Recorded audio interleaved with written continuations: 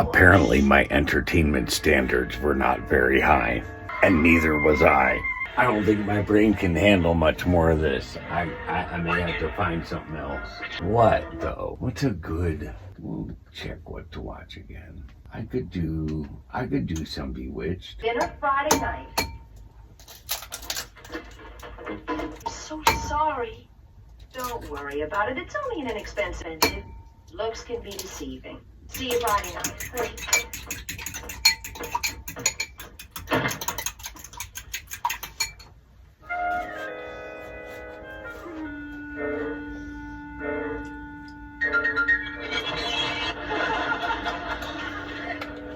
What time Friday? 8 o'clock. Mini, blah, blah, blah, blah, blah. Whip-cha, whip-cha. So it is what it is, and yeah, it all hurt, but it's pointless to focus on, because if I focus on the hurt, I'm gonna live in the hurt, and if I live in the hurt, I'll never get out of it. Therefore, I choose to live on the other end of things. I choose to focus on the positive and be upbeat and try to stay, but that doesn't mean, never does that mean that the hurt's not there, or that I'm trying to ignore the hurt. What will happen, because life is natural cycles and rhythms, what will happen is yesterday. I just reached a point where my being had enough of the positivity, and it needed to, and so it did. And now it's done, and I've moved on until the next time it comes around in the cycle or the pattern. And I try to stay in that positive attitude, especially in regards to like the princesses, because I don't want to live in the negativity, and I don't want to start feeling or thinking heavy or negative or damaging things towards them. When I have my moments of spouting off my feelings, I don't want them to myself, because who else is there? Dude, that kind of hurts.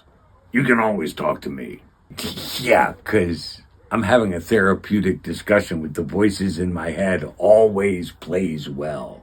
So yeah, these things happen. They're not a reason to stay down, though. They're actually a reason to take a deep breath, stand up, brush yourself off, and go at it again until you collapse, and then you and do it again. We did that. I have that. I have that. I have those. I have that. What do I want to talk about next? Let's do the list, and the list will lead me to those and that. How does that sound? Like you know what the hell I'm talking about. So I mentioned, when in the blog, I mentioned, speaking of the blog, I have deeper thoughts on the princesses. There's more to that situation than I can say here. It really is more of a blog thing. So watch for that if you read the blog. There's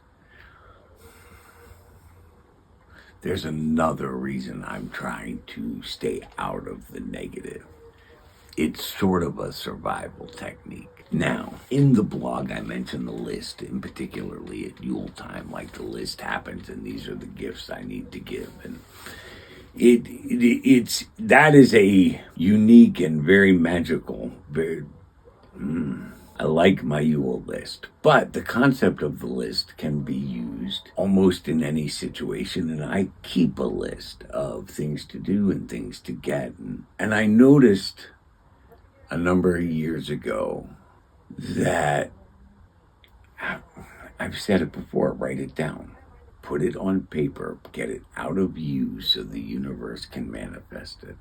I noticed some years ago that if I put things on my list, before too long, I had them. And I tried once to run a very public experiment on that, to just kind of like, here's my current list. And in the back of my head, I was thinking, let's see how long it takes for things to show up. Instead, what happened was I got sort of sideswiped and admonished by someone like, Well, I wish I could just make a list of things for people to give me. Okay, you missed, you not exact words, but that was the general concept. You missed the point of the list, and that was my fault. I didn't know if it would play publicly. The point was, if you put it down, if you write it out, if you purge it from here, it will manifest in your world. And so I have, like I say, a current to get list. And today, I picked up that bag of stuff, and in it was all stuff that was currently on my list, including and in particularly shoes which just made the list like 2 or 3 days ago. I was like, well, hold on. So these are the new shoes, and they're nice and they're comfortable enough.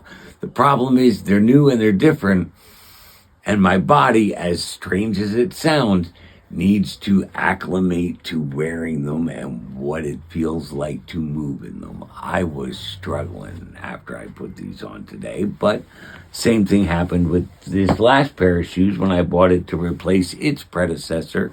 But these are my, I think I have the wrong one, I do. These are my current shoes, and they got very dirty recently in the ice and snow. Somebody, I don't know what they did, if they threw bunches of cat litter out, but it was like goop. And I was delivering, and I got out of Artemis to deliver, and I stepped right in it, and it's all over my shoes, and it's all over the car, and I'm really kind of pissed about it, but whatever.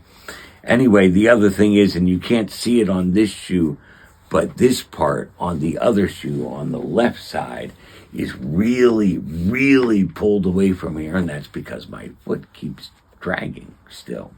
So I was like, I should get new shoes soon to replace these, and then these can become like my around here and running errands and doing stuff shoes. And the shoes that I'm using for that now, which are the predecessor, can finally go in the trash. And I only wanted to show you all of these because I wanted to show you, I think of this all the time, and I might have shown you this on videos before, but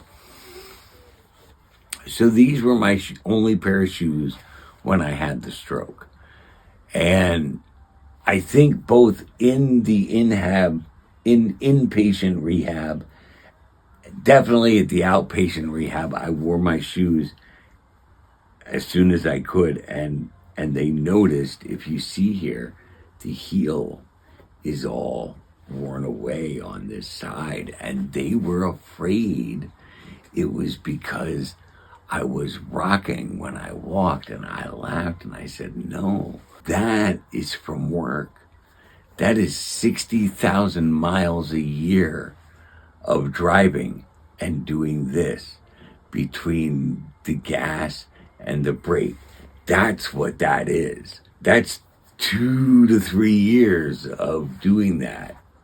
120 to 180,000 miles. So anyway, those can now go.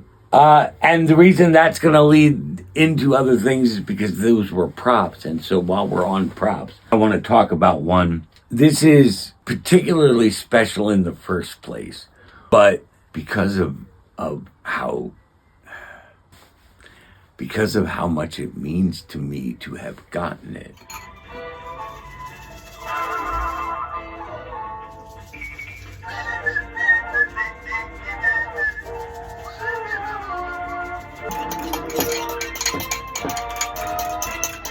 Perception.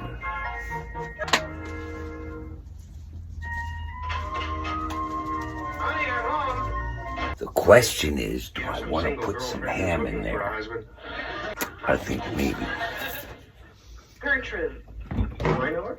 You met her at the hospital benefit. Was she the one with No, that's Lola. Is she the one with No, I think you're thinking about Nancy. I am thinking about Nancy. Forget about Nancy. Think about Gertrude. I'm afraid she didn't make much of an impression on me, Sam. She'll make a fine impression on some poor lonely boy at your office. No, she won't. I don't know any poor lonely boys. What about that artist friend of yours, Kermit? Oh, you're kidding. Kermit's having a ball being single. Rolling themselves at his feet. What a life that Kermit lives. You were leading the same kind of life when you met me. And you were glad to give it up. Sure I was, Sam, but a girl like you doesn't come along every day. I don't know what mom or how she cooked this, but I have an idea. Why don't you ask Kermit to dinner Friday night? Sam, if there's one thing Kermit is not in the market for, it's a wife. Kermit, I'm just asking you to invite him to dinner. Not his wedding.